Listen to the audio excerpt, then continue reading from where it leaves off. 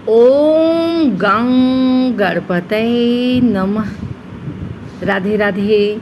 आइए सुनते हैं एकदंत संकष्टी चतुर्थी व्रत कथा, पूजन विधि एवं महत्व। एक समय की बात है कि विष्णु भगवान का विवाह लक्ष्मी जी के साथ निश्चित हो गया। विवाह की तैयारी होने लगी। सभी देवताओं को निमंत्रण भेजे गए, परंतु गणेश जी को निमंत्रण नहीं दिया। कारण जो भी रहा हो, अब भगवान विष्णु की बारात जाने का समय आ गया। सभी देवता अपनी पत्नियों के साथ विवाह समारोह में आए। उन सब ने देखा कि गणेश जी कहीं दिखाई नहीं दे रहे हैं। तब वे आपस में चर्चा करने लगे कि क्या गणेश जी को नहीं न्योता है या स्वयं गणेश जी ही नहीं आए हैं। सभी को इस बात पर आश्चर्य होने लगा। तभी सबने विचार किया कि विष्णु भगवान से ही इसका कारण पूछा जाए। विष्णु भगवान से पूछने पर उन्होंने कहा कि हमने गणेश जी के पिता भोलेनाथ महादेव को न्योता भेजा है। यदि गणेश जी अपने पिता के साथ आना चाहते हैं तो आ सकते हैं। अलग से न्योता देने की कोई आवश्यकता भी नहीं थी। दूसरी बात यह है कि उनको 1.25 मन मूंग, 1.25 मन चावल, 1.25 मन घी और 1.25 मन लड्डू का भोजन दिन भर में चाहिए। यदि गणेश जी नहीं आएंगे तो कोई बात नहीं, दूसरे के घर जाकर इतना सारा खाना पीना अच्छा भी नहीं लगता। इतनी वार्ता कर रहे थे कि किसी एक ने सुझाव दिया, यदि गणेश जी आ भी जाएं तो उनको द्वारपाल बनाकर बैठा देंगे कि आप घर का ख्याल रखना। आप तो चूहे पर बैठकर धीरे धीरे चलोगे तो बारात से बहुत पीछे रह जाओगे। यह सुझाव भी सबको पसंद आ गया, तो विष्णु भगवान ने भी अपनी सहमति दे दी। होना क्या था कि इतने में गणेश जी वहां आ पहुँचे और उन्हें समझा बुझाकर घर की रखवाली करने बैठा दिया। बारात चल दी।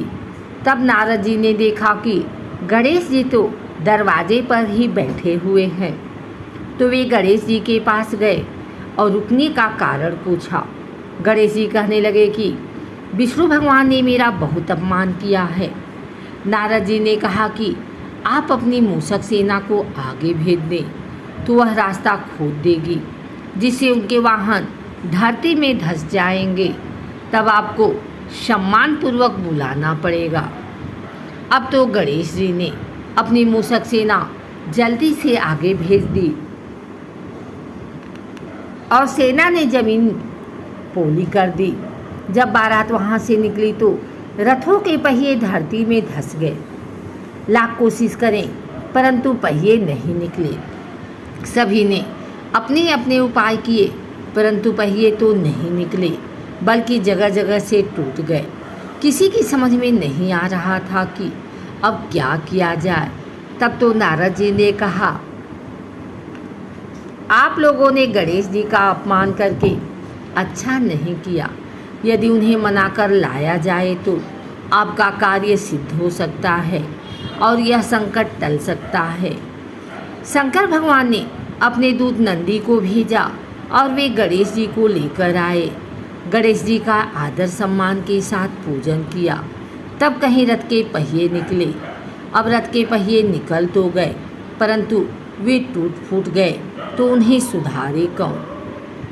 पास के खेत में खाती काम कर रहा था, उसे बुलाया गया। खाती अपना कार्य करने के पहले श्री गणेशाय नमः कहकर गणेश जी की वंदना मन ही मन करने लगा। देखते ही देखते खाती ने सभी पहियों को ठीक कर दिया।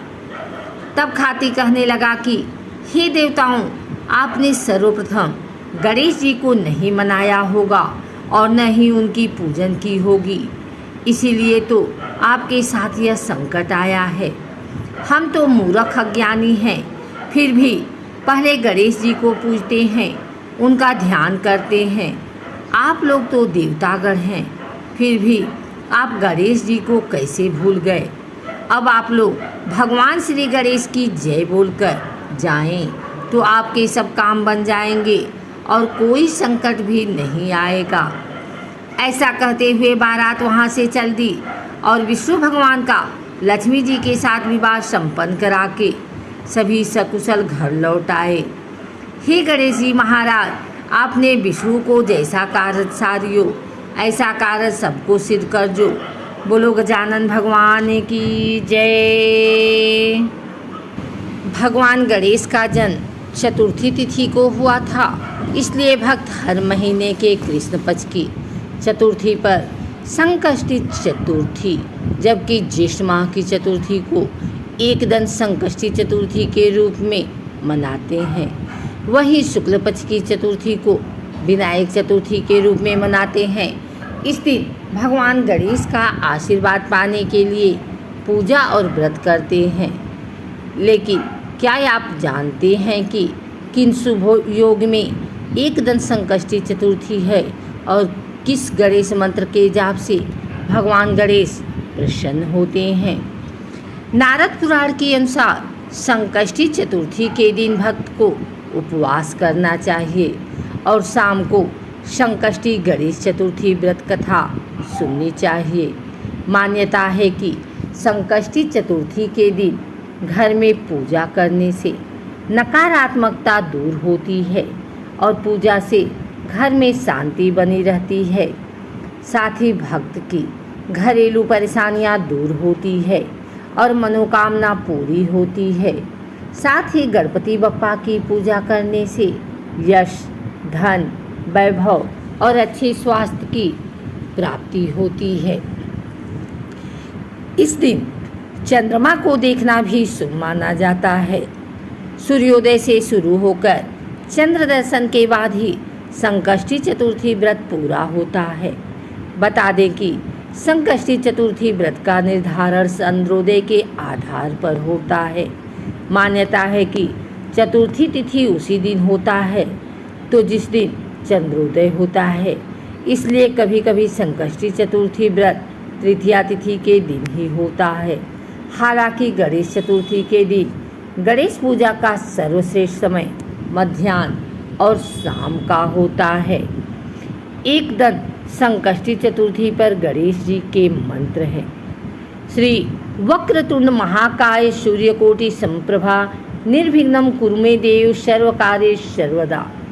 ओम श्रीं गम सौभाग्य गणपतये वरवदे सर्वजन्म में वशमान्य नमः। ओम एकदंताय विद्महे वक्रतुंडाय धीमहि तन्नो दन्ती प्रचोदयात्। अगर आपको हमारी वीडियो अच्छी लगी हो तो इसे लाइक करें, कमेंट करें, शेयर करें।